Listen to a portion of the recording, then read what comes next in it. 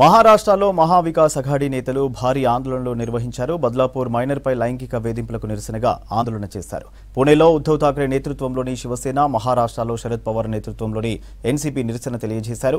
రాష్ట్రంలో శాంతి భద్రతలు లేవని మహావికాస్ అఘాడీ నేతలు ఆరోపించారు. ఆనాడు మహిళల రక్షణే ప్రాధాన్యంగా శక్తి చట్టాన్ని తీసుకొస్తే దాన్ని ఇప్పటికీ అమలు చేయకపోవడం బాధాకరమని ఉద్ధవ్ ఠాక్రే అన్నారు.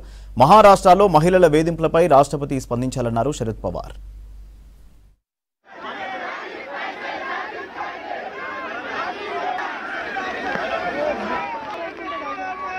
मी मुलगा असा भेदभाव कधी करणार नाही.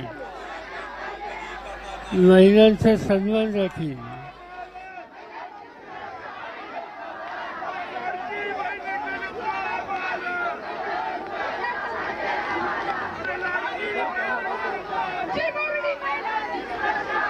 अरे टीव्ही नाही शिंदे सरकारचं करायचं काय?